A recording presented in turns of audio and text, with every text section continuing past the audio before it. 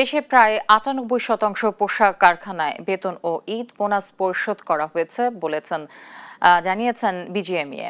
মঙ্গলবার এক বিজ্ঞপ্তিতে এ তথ্য নিশ্চিত করে সংগঠনটি। এতে বলা হয়, ঢাকা ও চট্টগ্রামে ২,১২৭টি কারখানার মধ্যে ২,১০৪টি কারখানা ফেব্রুয়ারি মাসের বেতন পরিশোধ করেছে, যা শতকরা ৯৮.৯২%। পাশাপাশি ঈদ বোনাস পরিশোধ করেছে মোট ২,০৮০টি কারখানা, যা শতকরা ৯৭.৭৯%। এছাড়া মার্চ মাসের অগ্রিম বেতন পরিশোধ করবে মোট ৮৭০টি কারখানা, যা শতকরা ৪০.৯০%।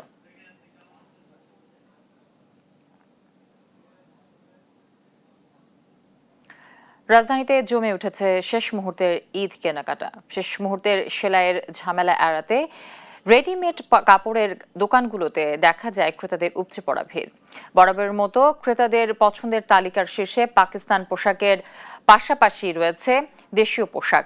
বেচাকেনা নিয়ে সন্তুষ্ট বিক্রেতারা, তবে দাম নিয়ে অভিযোগ রয়েছে ক্রেতাদের।